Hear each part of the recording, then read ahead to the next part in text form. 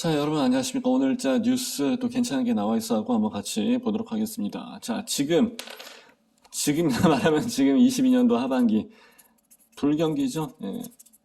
지금 바로 주택 공급에 씨를 많이 뿌려야지 집값 폭등의 악순환을 막는다라고 지금 나와 있는데 이게 사실 맞는 얘기입니다. 예. 지금 같은 케이스에 아주 적절한 시기적절한 멘트라고 생각을 합니다. 한번 같이 볼게요. 자, 윤 대통령에서 나온 얘기가 임기 1년 차 주택업계가 비용 급등과 자금난 비용 급등, 그러니까 비용이 많이 늘어났죠. 그 얘기는 제가 작년서부터 한 얘기인데 뭐예요? 건설 원가 자체가 늘어난다. 그리고 이제 최저임금 시급이 올라가기 때문에 공사판에서 일하시는 근로자분들의 시급도 올라가고 에너지 비용도 많이 올라갔기 때문에 예. 건설 원가 자체는 계속해서 올라가 버릴 수밖에 없습니다. 건설 원가가 내려가는 케이스는 별로 없어요. 그렇기 때문에 분양가가 내려가서 나온다? 쉽지 않은 케이스죠. 예. 그리고 이제 자금난 지금 흥국하고 롯데하고 이제 레고 사태 나오고 하면서 계속 힘들어졌죠. 그래서 일군 브랜드가 PF 자금 조달 자체가 되지 않는 상황입니다. 일군 브랜드가 지금 13%, 12%연 고금리에도 안 된다고 하니까 이게 좀 문제가 심각하죠. 그래서 이래저래 해갖고 인허가 물량이 옛날보다 40% 정도가 급감을 했다고 합니다. 그러니까 지금 인허가 받아갖고 아파트 짓고 뭐 공사한다고 할지라도 왜 인허가를 안 하겠습니까? 인허가의 물량이 안 나온다는 거지. 수익 분성이 안 나오니까 지금 집을 안 짓는다는 얘기예요. 그래서 지금 같은 때 지금 주택 공급을 많이 해야 된다. 이제 그 얘기입니다. 자, 밑에 내용 계속해서 보겠습니다. 자, 주택 시장이 침체기에 공급을 줄여야 한다는 일각의 주장을 어떻게 보느냐 해서 이제 나와 있는데 2008년 금융위기가 이제 나왔을 때 리먼 사태를 해갖고 집값이 하락을 할 때 이제 공급을 많이 줄였다고 합니다. 근데 그때 당시에 공공택지 개발이 많이 축소가 되면서 그러니까 향후 어차피 집값은 이때 줄여놨다고 해서 바로 영향이 있는 게 아니라 어차피 인허가 받고서 착공 들어가고 분양하고 해서 하게 되면 이제 보통 한 3년 정도의 시간이 걸리기 때문에 그 이후에 여파가 오게 된다는 거죠. 그래서 토지 확보, 인허가, 착공, 준공 이제 이 과정이 나와 있는데 여기서는 5년 이상 걸린다고 이야기를 합니다. 그래서 인허가를 받아 놓았지만은 그냥 보통 이제 3년 이내에 착공 들어가든지 이제 바로 움직여야 되는데 이제 안 하는 거죠. 예, 사업성을 이제 보면서 시기를 저울질하고 그래야 되는데 안 하는 거죠. 왜? 타이밍이 안 좋으니까. 자, 그래서 주택 경기가 되살아나고 어쩌고저쩌고 해갖고 악순환을 좀 막아줘야 된다. 이 얘기가 나와 있습니다. 인허가 감소는 주택업계가 사업을 줄인다는 뜻인데 이유가 뭐냐? 아까 얘기한 거죠. 사업 수지가 안 맞으니까 그죠? 예. 지금 집 져놓고 해봤자 금리 여파가 상당하고 원가 계속 올라가고 했기 때문에 인허가 받아놨지만은 안 한다는 거죠. 이럴 때일수록 주택 공급 씨를 많이 뿌려야 된다. 맞는 말인데 이게 사실 내 맘 같지는 않으니까 예. 건설사, 시행사, 시공사 마음이 다 다르고 정책 관계자 입장의 말이 또 다 다르고 예, 일반 시민의 마음이 다 다르기 때문에 그게 사실 쉬운 문제는 아니죠. 예. 자, 그리고 이제 또 한 가지 아까 인건비가 올라갑니다라고 해서 말씀드린 부분이 있습니다. 그래서 이제 비용 급등에 대한 한 원인을 말씀을 드렸는데 지금 평택에 있는 삼성도 마찬가지고 다른 데 가서 보시게 되면은 외국인 되게 많습니다. 중국 사람 좀 안 썼으면 좋겠어. 근데 다른 뭐 러시아, 베트남, 예. 이분들 일 잘해요. 예, 굉장히 성실하고 잘하기 때문에 이분들 좀 많이 해서 하였으면은 좋을 것 같아요. 이렇게 하지 않고서는 인력의 감당이 되지가 않습니다. 그래서 이제 주 42시간, 아니, 주 52시간 이 문제도 그렇고, 겨울에 꽁그리 치게 되면 그거 다 큰일 나죠. 예. 이런 문제가 있기 때문에 사실 외국인 채용도 좀 풀어줘야 될 상황이 아닌가 싶습니다. 그리고 이제 자금 상황에서 PF, 아까 말씀드린 PF가 이거예요. PF 같은 케이스를 말씀을 드리자면은 지금 일본 브랜드에서 PF 자금 조달해서 나오는 게 연 12%, 13%에도 쉽지가 않습니다. 일군 브랜드가. 예. 그러면 나중에 뭐 중소업체들은 뭐 말할 것도 없고 지방업체들은 말할 것도 없고 이거 연이자입니다. 연이자. 근데 보통 아까 저는 3년 정도 이야기했었고 5년 정도에서 이야기를 했었습니다. 기사에서는. 근데 이제 여기서 미분양이 들어간다. 그러면서 그 물건을 계속 떠안고 들어가야 되는데 이자는 계속 낸다는 얘기죠. 그러면 연 13%, 10%로 잡고 3년, 5년 그러면은 여기서 건설에서 나가는 건설 원가랑 수익에 대한 비중을 한번 생각해 보자고요. 보통 아무리 100%에서 30% 마진 장사를 한다고 하게 되면 이건 보통 이제 먹는 장사죠. 예.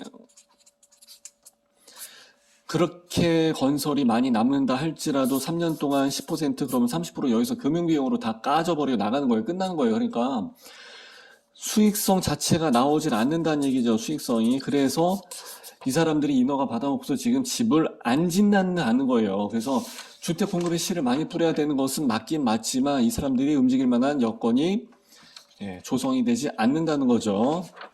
이 상태에서 분양 못하고 미분양까지 끌어안는다 그러면 죽는 거죠, 지금. 자, 자금적인 부분에 애로사항이 있고 주택개발 PF 자금 지원책이 시급하다. 이건 맞는 내용입니다.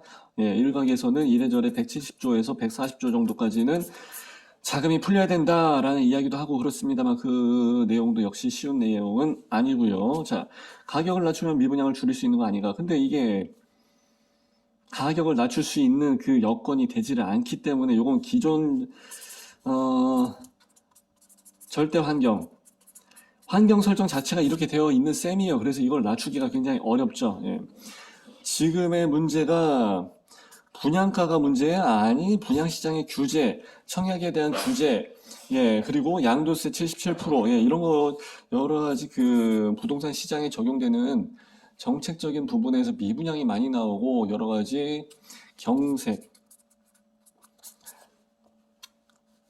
이런 상황이 나오는 거지, 지금 금액이 문제가 돼갖고 미분양이 나오고 그런 거 아니거든요. 미분양이요? 금리를 한번 낮춰보세요. 금리 2, 3%로 한번 쫙 낮춰보세요. 미분양되는 물량 다 소화가 되고 아마 한 달 내에 다 나갈걸요. 근데 금리를 낮출 수가 있나? 가계부채나 여러 가지 문제가 많기 때문에 요 금리 낮추는 문제도 쉽지가 않죠. 물가를 잡아야 되는데 금리를 어떻게 낮춰? 물가를 잡으려면은요, 물가가 5%다? 그럼 금리는 5에서 6% 이상 들어가 줘야지 물가가 잡혀지거든요. 안 그러면 계속 천정부지로 뛰는데 물가는 계속해서 올라갈 수밖에 없잖아요. 그죠?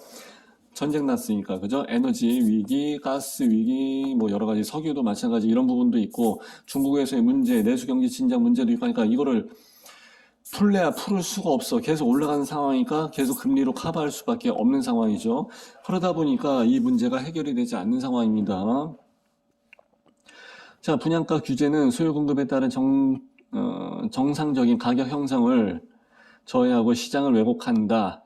맞습니다. 이거 왜 그러냐면은 이 얘기 한번 해볼까요? 자, 여기 이제 밑에 내려가서 보게 되면은 로또에 대한 아파트 얘기가 나옵니다. 물론 이제 아파트에 대한 얘기도 나오고 하는데 일단 로또 분양 이거부터 한번 얘기를 해보자고요. 자, 시장가가 10억이에요. 시장가 10억인데 로또 분양이라고 해서 5억에 분양을 했어. 그러면은 주변에 있는 모든 아파트가 요거 한 개의 아파트 때문에 시세 10억이 시세 5억으로 바뀝니까? 아니면 5억짜리 아파트가 여기 주변에 있는 아파트의 시세를 따라서 10억으로 바뀝니까? 10억으로 바뀌죠. 그러니까 5억의 아파트가 이제 로또 분양으로 해서 이야기가 나오는 거죠. 시세 차익이 5억이 나오니까. 자, 그러니까 로또 분양을 해서 분양가를 적게 내려서 분양을 한다 할지라도 시장에 미쳐지는 영향이 없다는 거예요, 사실. 로또 분양을 해서 오히려 정부에서 나온 정책이 투기를 조장하고 로또 분양을 만든 거지 시장이 만든 건 아니에요. 자, 그리고 아파트에만 주택 공급이 치중된 건 아닌가? 그것도 그렇습니다. 안 그러면은 대규모 공급을 할 수 있는 여건이 안 되잖아요. 아파트 말고 대규모로 어떻게 해서 공급을 할 건데 빌라 몇 개 지어갖고 아니면은 전원주택 몇 개 지어갖고 자, 보시자고요. 저도 지금 아파트 살고 있습니다. 그래서 어제 부동산 가서 집 보고 왔습니다. 근데 돈이 없는 거야. 임차 3법에 걸려갖고 이제 드디어 4년차가 됐으니까. 윤혜숙 의원이 4년차가 되면 우리 이제 다 죽는 겁니다. 그래서 이야기한 것을 저는 지금 피부로 느끼고 있습니다. 자, 아파트는 이제 택도 없어. 신축 빌라도 못 들어가 지금. 그러니까 완전히 옛날에 빌라 2층 집이 있었던 거. 옛날 빌라죠. 완전 구축이죠. 리모델링 했다고 해서 가서 봤는데 그냥 페인트 칠만 한 거야. 현관문이 나무 문짝이야. 말 다 했지. 이런 데서 살고 싶지 않은데 어떻게 할 수가 없어. 그래서 어제 기분이 굉장히 좀 우울했었죠. 그래서 부동산 정책에 대한 기본적인 것은 아파트에만 하게 돼서는 안 되지만은 아파트 주력으로 해서 주택 공급이 치중될 수밖에 없다는 거 말씀을 드립니다. 그래서 아까 집값 폭등의 악순환을 막는다라고 해서 이야기를 했는데 어제 공부하면서 보여드린 그래프가 있죠. 사이클이 있는데 이 사이클의 진폭이 크냐 작냐에 따라서 정권의 그 정책을 펼치는 사람이 고수냐 하수냐가 나타난다고 해서 말씀을 드릴 수가 있겠습니다.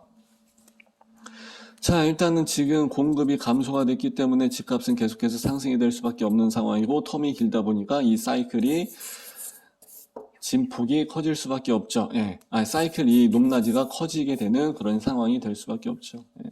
그래서 일단은 희한한 게 신문을 보면서 이야기를 할 때는 내용들이 쭉 정리가 되는데 나중에 요점 정리를 해서 이야기를 하게 되면 요점이 참 핀트가 안 맞는 경우가 있는데, 일단은 그래도 다시 한번 짚어드릴게요. 예. 이 사이클 폭이 길어지기 때문에, 진폭이 있기 때문에 이게 사실 쉬운 문제는 아니다. 하지만 이 내용 자체는 맞는 이야기다. 근데 사람들이 건설사가 왜 인허가를 받아놓고서 왜 진행을 안 하느냐, 사업 수지가 안 맞기 때문이죠. 그래서 제가 아까 보여드린 거 PF에서 금리 자금을 조달해도 연 10% 이상 나오기 때문에 3년 5년 차 사업을 봐야 되는데, 이렇게 되게 되면은 수익성이 금융비용으로 해서 다 까이고 나가버리는 케이스죠. 이렇기 때문에 집을 안 짓는 거예요. 이 부분에 대해서도 로또 분양이랑 연관을 해서 말씀을 드렸습니다. 지네들 정책을 잘못해갖고 로또 분양이 나가고 투기를 조장하라고 하는 거지, 시장 자체가 로또 분양을 만든 게 아니에요. 그래서 아까 여기 이야기한 대로 시장을 왜곡되지 않게 정책을 펼치는 게 가장 좋을 것 같습니다. 절대로 표심에 의해서 정책적인 함수를 가지고 시장을 접근하지 말고, 인디비주얼 핸드라고 그러죠. 보이지 않는 손, 시장에 대한 자율적인 규제, 정화작용을 믿고서 기다려보는 것이 폭등의 진폭을 줄이면서 장기적으로는 훨씬 더 안정된 정책을 펼칠 수 있을 것이라고 생각을 합니다. 자, 이렇게 해서 오늘 신문 사설 보고서 말씀드렸고요. 저는 내일 다시 또 공부 같이 하도록 하겠습니다. 감사합니다. 요거 아시죠? 잘 좀 부탁드릴게요.